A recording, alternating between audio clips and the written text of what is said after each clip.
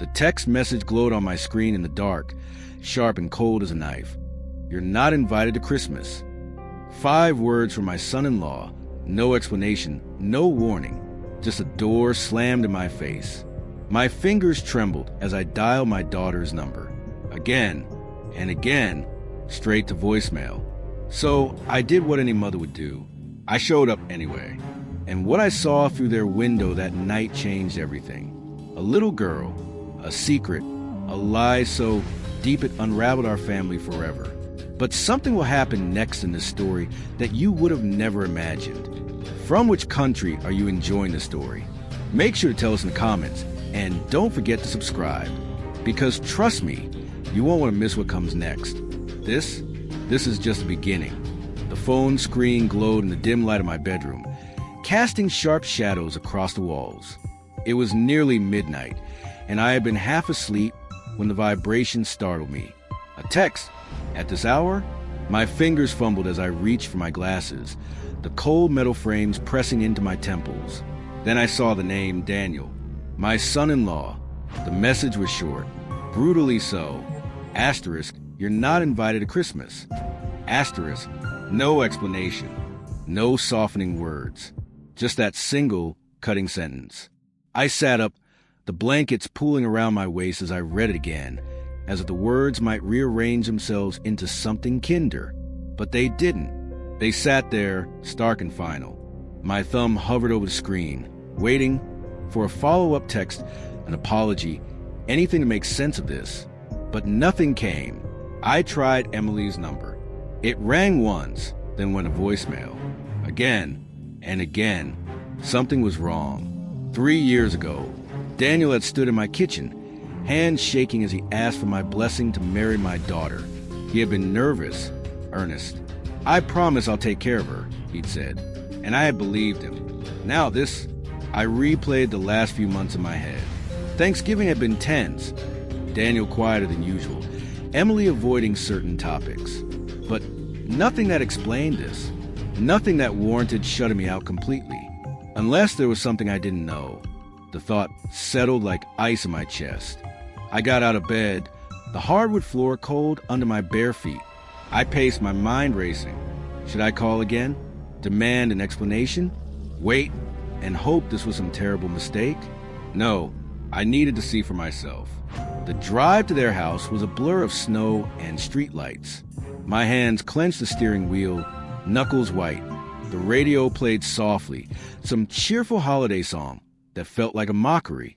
When I turned onto their street, the houses were lit up with Christmas decorations. Twinkling lights, wreaths on doors, plastic reindeer on lawns.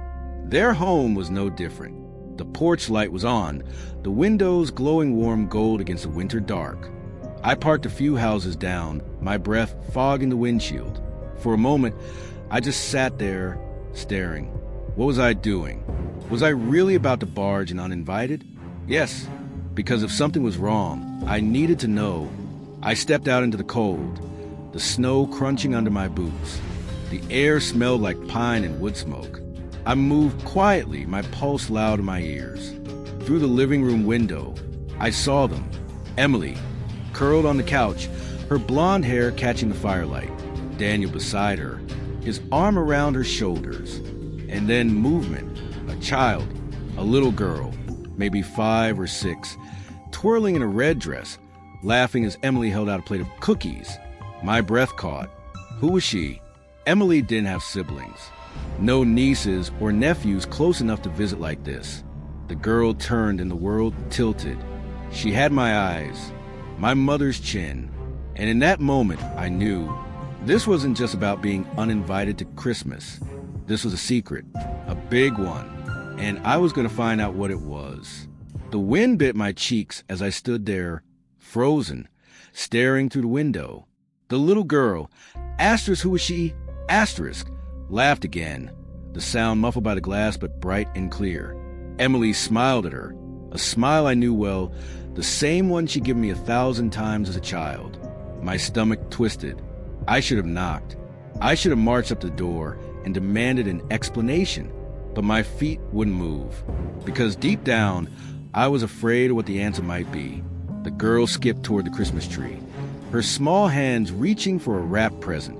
Daniel said something, and Emily laughed, shaking her head. They looked happy, normal, like a perfect little family. A family I wasn't part of. I took a step back, my boots sinking into the snow. What was I doing? Spying on them like some kind of intruder? But then the girl turned again, her face lit by the tree lights, and there was no denying it. She looked like us, like me, like Emily when she was that age. A terrible thought took root. Was she Emily's? No, that couldn't be. Emily would have told me. Wouldn't she? My mind raced. 5 years ago. Where had Emily been 5 years ago? She'd been living abroad for a year, teaching English. She'd come back quieter, more reserved. I'd assumed it was just the exhaustion of travel. But what if it wasn't? The front door opened suddenly, and I ducked behind a tall hedge, my heart hammering.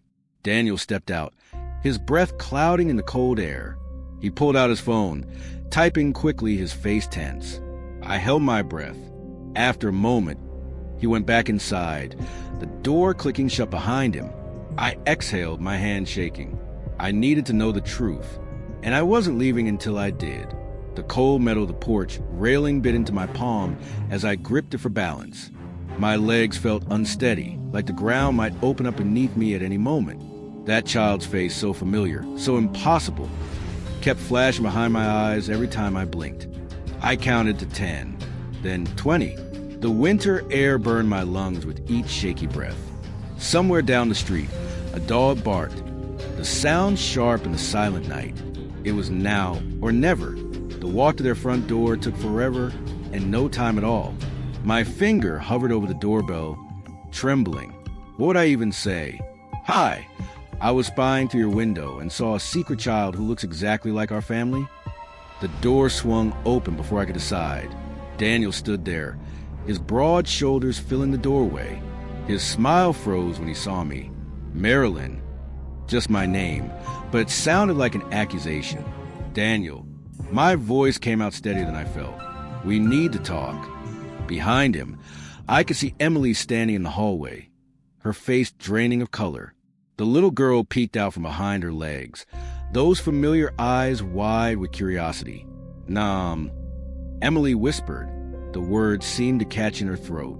Daniel didn't move from the doorway. Now's not a good time. I think it's the perfect time. My gaze dropped to the child again. Who is she? The silence that followed was so complete, I could hear the Christmas music playing softly in their living room. Some cheerful holiday tune about family and togetherness. The irony wasn't lost on me. Emily reached down and squeezed the little girl's shoulder. Sophie, why don't you go finish decorating the cookies in the kitchen? The child, Sophie, hesitated, looking up at me with an expression I couldn't quite read. Then she turned and skipped down the hallway, her red dress swishing around her knees. When she was out of earshot, Emily exhaled sharply. You weren't supposed to see her. My heart pounded so hard I could feel in my throat. See who exactly? Your daughter? The granddaughter you never told me about? Daniel's jaw tightened. It's complicated. Try me? The words came out sharper than I intended, because from where I'm standing, it looks like you've been keeping a massive secret from me for years. Emily's eyes filled with tears. Mom, please, let's go sit down. The living room smelled like pine needles and cinnamon. The Christmas tree stood proudly in the corner, decorated with what looked like handmade ornaments. One in particular caught my eye, a small handprint in clay, painted gold. Sophie's, no doubt. I sat on the edge of the couch, my back rigid. Start talking. Emily perched across from me, wringing her hands. Sophie is, she's mine, biologically. The confirmation hit me like a physical blow. How old is she? 5. She turned 5 last June. 5 years. They'd kept this from me for 5 entire years. My mind raced backward. Doing the math, that was when you were in Spain. Emily nodded miserably. I didn't know I was pregnant when I left. I found out a month into my teaching contract. The pieces started falling into place. That's why you extended your stay. I was terrified, Emily admitted, her voice barely above a whisper. I didn't know what to do. The father it wasn't serious, just a fling. When I found out he wanted nothing to do with it, Daniel moved to stand behind her, placing protective hand on her shoulder. She called me from Madrid, crying, scared out of her mind. I stared at him. You knew? All this time. We worked it out, Daniel said firmly. When she came back, we decided to raise Sophie together, as ours. Emily reached up to cover Daniel's hand with her own. He's been amazing, stepped up in every way. He's the only father Sophie's ever known. I sat there, trying to process everything. The lies, the secrets, the years of deception. And you never thought to tell me? My voice cracked. I'm her grandmother. Daniel's grip on Emily's shoulder tightened. We needed time to establish ourselves as a family first. 5 years isn't enough time. I shot back. Mom, please try to understand. Emily begged. I was ashamed, scared of what you'd think. You always had such high expectations. The word stung. So you thought I wouldn't love my own grandchild. It wasn't like that. Then what was it like? I stood abruptly, needing to move, to do something with the anger and hurt coursing through me. Because from where I'm standing, you didn't trust me enough to tell me the truth. You cut me out completely. Daniel stepped forward. That's not fair. Emily was trying to protect Sophie. From me, the accusation hung in the air between us. From the kitchen, we heard a crash, followed by a small, startled cry. Emily was on her feet instantly. Sophie. We all rushed to the kitchen to find Sophie standing amid a mess of broken cookie pieces, her eyes wide with tears. I'm sorry, Mommy. I was reaching for the star ones, and Emily scooped her up immediately. It's okay, baby. It's just cookies. Are you hurt? Sophie shook her head, then looked at me with those big, familiar eyes. Is Grandma mad at me? The question shattered what was left of my composure. In that moment, looking at this little girl, my granddaughter, all the anger drained away, replaced by something much more powerful. I stepped forward, holding out my arms. Oh, sweetheart, I could never be mad at you. Sophie hesitated, then reached for me as I held her small, warm body against mine, breathing in the scent of sugar and childhood. I realized something fundamental had shifted. The secrets and lies still hurt, but this tiny human in my arms mattered more. Over Sophie's shoulder, I met Emily's tear-filled eyes. There would be time for more questions, for apologies and explanations. But right now, in this moment, only one thing was important. I pressed a kiss to Sophie's soft hair. Merry Christmas, sweet girl. The first light of Christmas morning crept through the curtains, painting the guest room in pale gold. I hadn't slept all night. My mind had raced through memories. Emily as a child, her nervous laughter when she returned from Spain, the way Daniel had always been just a little too quick to change the subject whenever grandchildren came up. Sophie had fallen asleep in my arms last night, her small hands clutching my sweater. Emily had tried to take her to bed, but the little girl had whimpered and clung tighter. She's never taken to someone so quickly, Emily had murmured, her voice thick with something I couldn't quite name. Now, the house was quiet except for the occasional creak of floorboards. I slipped out of bed, careful not to wake Sophie, and padded to the kitchen. Daniel was already there, standing at the counter with a mug of coffee. He stiffened when he saw me. Merry Christmas, I said quietly. He nodded toward the coffee pot. Help yourself. The silence between us was heavy. I poured my coffee, the rich scent filling the air. We need to talk, I said finally. Daniel sighed, running a hand through his hair. I know. You lied to me for 5 years. We protected our family, he corrected, his voice low but firm. Emily was terrified of disappointing you. You have to understand. What I understand, I interrupted, is that my daughter didn't trust me enough to tell me she had a child. Daniel's grip tightened around his mug. It wasn't about trust. It was about survival. She was alone in a foreign country, pregnant, and the father wanted nothing to do with her. What was she supposed to do? I opened my mouth to respond, but a small voice from the doorway stopped me. "Grandma?" Sophie stood there, her dark curls tousled from sleep, clutching a worn stuffed rabbit to her chest. Her eyes, so much like Emily's, so much like mine, darted between us. "Good morning, sweetheart," I said, forcing a smile. She shuffled forward, stopping at my side. "Are you and Daddy fighting?" Daniel's expression softened. "No, sophomore. We're just talking." Sophie studied me for a long moment, then held up her arms. "Up, please." I lifted her onto my hip, her warmth pressing against me. She smelled like baby shampoo and sleep. "Santa came," she whispered conspiratorially. I raised an eyebrow. "Did he?" She nodded vigorously. "But Mommy says we have to wait to open presents until after pancakes." Daniel chuckled, the tension in his shoulders easing slightly. "That's the rule." Sophie leaned closer to my ear. "I think there's one for you too," she whispered. My breath caught. "For me?" She nodded again, then wriggled to be put down. The second her feet touched the floor, she grabbed my hand and tugged me toward the living room. The Christmas tree glittered in the morning light, surrounded by carefully wrapped gifts. And there, nestled among them, was a small box with my name on it. Emily stood by the fireplace, watching us. Her eyes were red-rimmed, but she smiled when Sophie bounded over to her. "Mommy, can we give Grandma her present now?" Emily smoothed Sophie's hair. "I think that's a wonderful idea." Sophie snatched the box and carried it back to me with the solemn gravity only a child could muster. "This is from all of us."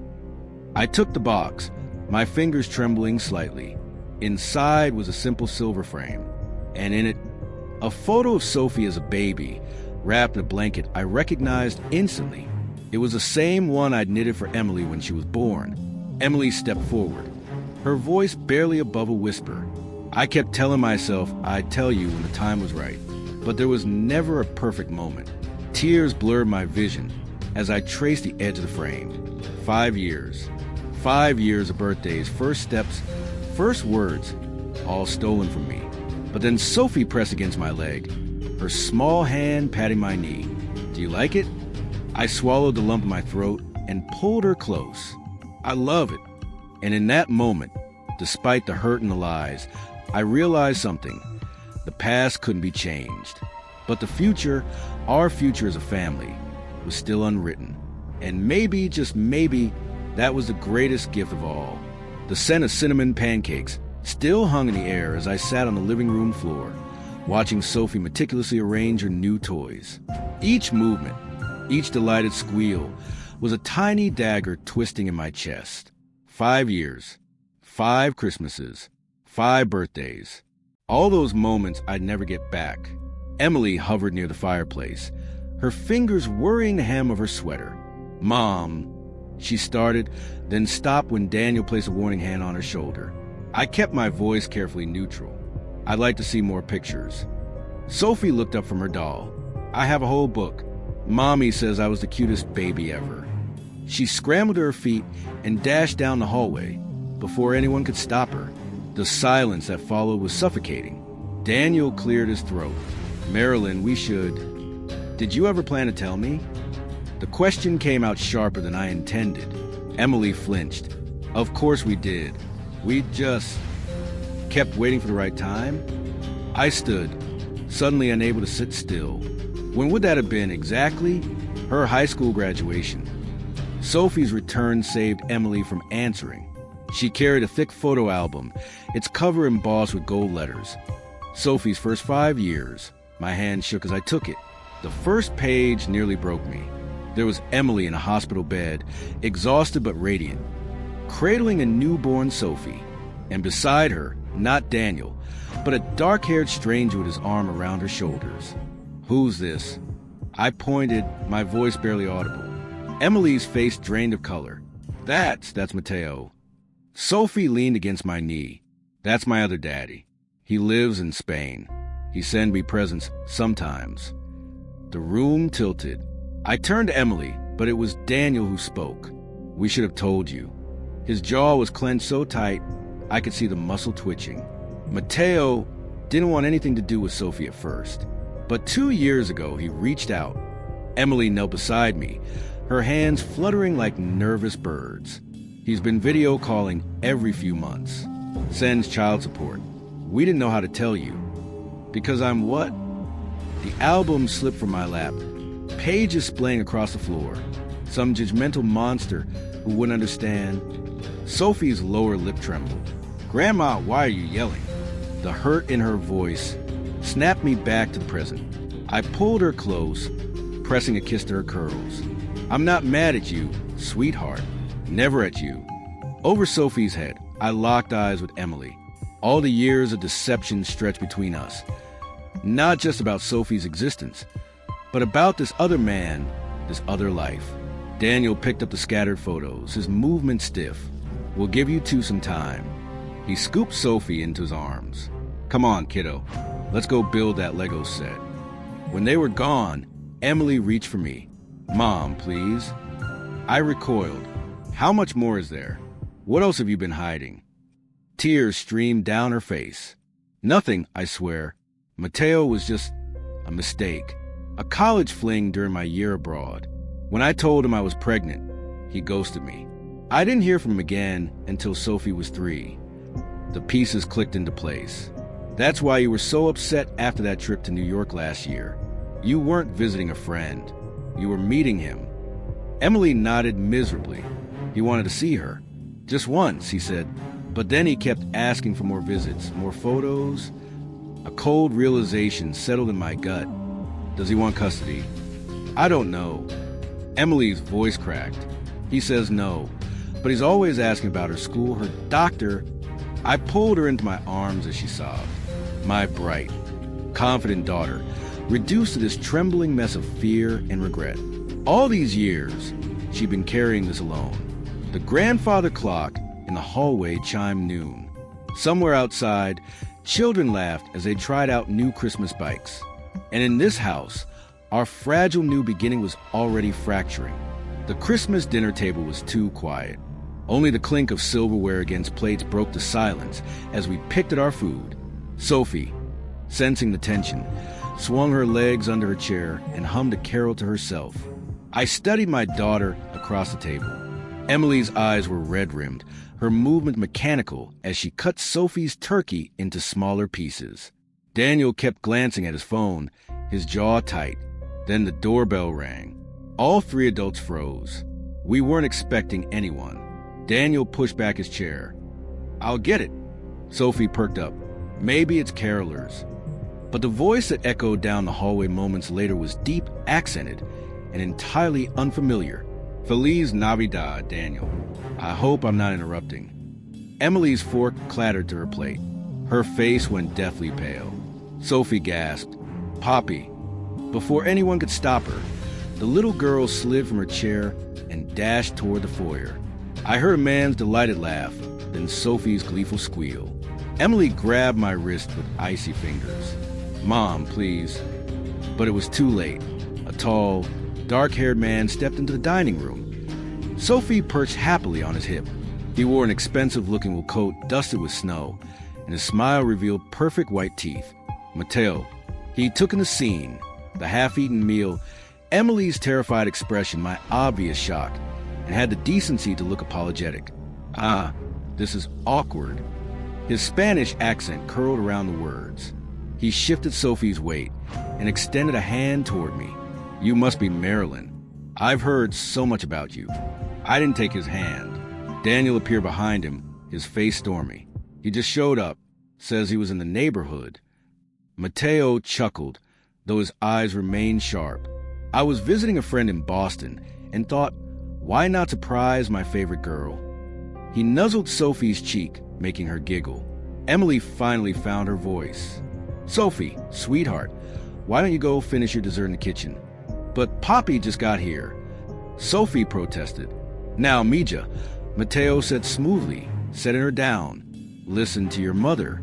He handed her a small wrapped package. Take this with you. Open it later. The moment Sophie disappeared, the mask slipped. Mateo's charming smile vanished, replaced by something colder. I think we need to talk, he said, shrugging off his coat. About our daughter's future. Daniel stepped forward. This isn't the time. It's Christmas, Emily pleaded. Please, Mateo. But Mateo's gaze locked onto mine. Don't you want to know why I'm really here, Marilyn? The room seemed to tilt, because suddenly I understood. This wasn't a social visit. It was a power play. And from the look in his eyes, he'd already won. The grandfather clock in the hallway ticked loudly in the sudden silence. Mateo draped his coat over the back of an empty chair, the movement casual, as if he belonged here, as if he hadn't just shattered the fragile piece of our Christmas. I forced my voice steady. You should leave. Mateo raised an eyebrow. So soon? But we have so much to discuss. His gaze flicked to Emily. Don't we, Carino? Emily flinched at the endearment, Daniel's hands clenched into fists at his sides. I stood, my chair scraping against the hardwood. Whatever you have to say, it can wait. Can it? Mateo reached into his pocket and pulled out his phone. With a few taps, he turned the screen toward us. A legal document filled the display. The words custody agreement bolded at the top. Emily made a small, broken sound. Daniel lunged forward. You son of a... Mateo stepped back, tucking his phone away. Aha, temper, Daniel. That won't help your case. He smiled, all teeth, especially not after the incident last month. My stomach dropped. What incident? Emily and Daniel exchanged a look. Mateo laughed. They didn't tell you? Daniel here had a little outburst at Sophie's school. The teachers were quite concerned. That's not what happened. Daniel snapped. I was intimidating the staff? Mateo suggested. Arguing with the principal in front of the whole class? He tooted. Not a good look for a father figure. Emily's voice was barely a whisper. What do you want, Mateo? He sighed, as if disappointed by the direct question. I want what's best for my daughter. And after seeing how you've been handling things... He trailed off meaningfully. I think it's time Sophie spent some extended time with me. In Spain. The words hit like a physical blow. No. Emily's voice shook. You can't just... I can. Mateo's tone hardened. I have family money. Connections. A team of lawyers already drawing up the paperwork. He glanced at me. Unless there's another solution. The unspoken offer hung in the air. Daniel's jaw worked. Name your price. Mateo smiled. Now we're getting somewhere. He reached into his coat and pulled out a folded document. Sign over full custody to me, and I'll make sure you still get supervised visits. Fight me? He shrugged. Well, I'd hate to drag this through international courts. So messy, so expensive. Emily's hands trembled as she took the papers. I stepped forward. Let me see that. The document was dense with legalese, but one clause jumped out. The custodial parent, Mateo Jimenez, shall have sole authority to determine visitation rights for the non-custodial parents, Emily Carter and Daniel Carter. My blood ran cold. He wasn't just asking for custody. He was asking for complete control. Sophie's laughter floated in from the kitchen, bright and carefree, oblivious to the war being waged over her future. Mateo checked his watch. I'll give you until New Year's to decide. He started toward the foyer, then paused. Oh, and Marilyn? He flashed that charming smile again. Lovely to finally meet you. The front door clicked shut behind him. For a long moment, no one moved. Then Emily sank into a chair, the custody papers slipping from her fingers. Daniel pulled out his phone. I'm calling our lawyer. But I was still staring at the door, Mateo's parting words echoing in my mind. Because one thing was clear, this wasn't over. Not by a long shot. The days between Christmas and New Year's passed in a blur of hushed arguments, tearful phone calls with lawyers, and Sophie's innocent questions about when she'd see her poppy again. Emily barely slept, her face growing gaunt with exhaustion. Daniel spent hours locked in his office, researching custody laws. And I watched my granddaughter, memorizing every freckle, every giggle, terrified it might be the last Christmas we'd all share. Then, on New Year's Eve, the call came. Mateo's lawyer had filed the paperwork. The battle for Sophie had officially begun. New Year's Day, The house was too quiet. Sophie was at a friend's birthday party, giving us a few precious hours to strategize. Emily paced the living room, her arms wrapped tightly around herself. "We can't let him take her," she whispered. Daniel rubbed his temples.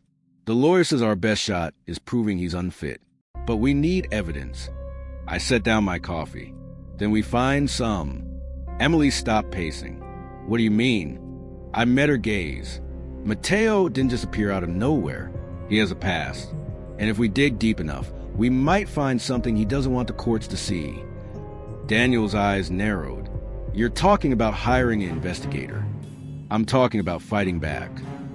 2 weeks later, the envelope arrived on a Tuesday. Inside were photos, documents, bank records, and one damning police report from Madrid. A bar fight, an assault charge that had been mysteriously dropped. Emily's hand shook as she sifted through papers. "This is enough. This proves he's violent." Daniel scanned the documents. "It's not just that. Look at these financial records. He's in debt, a lot of it. And this." He held up a grainy photo of Mateo leaving casino. "He's gambling. Badly." I exhaled slowly. He doesn't want Sophie because he loves her. He wants her because he thinks she's a paycheck. Emily's face hardened in a way I'd never seen before. "Then we make sure he never gets near her again." The courtroom. The judge was a no-nonsense woman with steel gray hair and a voice that cut through the room like a blade. Mateo sat across from us, his expensive suit and polished smile failing to mask the tension in his shoulders. His lawyer argued passionately about paternal rights and unstable home environments. But when our lawyer presented the evidence, the police report, the debts, the gambling, Mateo's facade cracked, the judge didn't hesitate. "Full custody remains with the mother," she declared. "Supervised visitation for father, contingent on psychological evaluation and financial stability." Mateo's chair screeched as he stood. "This is a mistake." The judge fixed him with a withering look. "The only mistake, Mr. Jimenez, was thinking this court wouldn't see through you." Epilogue. 1 year later. Sophie's laughter echoed to the backyard as she chased fireflies, her 6th birthday crown askew on her curls. Emily leaned against the porch railing, her face relaxed for the first time in years. Daniel handed me a glass of lemonade. "She's happy." I nodded, watching Sophie twirl in the grass. "She's safe." Mateo had vanished shortly after court ruling. Back to Spain, his lawyers said. No calls, no letters, just silence. And maybe that was for the best. Emily slipped her hand into mine. "Thank you, Mom." I squeezed her fingers. "Always." Because family isn't just blood. It's showing up. It's fighting. It's refusing to let go, no matter what. And as Sophie raced toward us, her arms outstretched, I knew one thing for certain. We'd won. The end.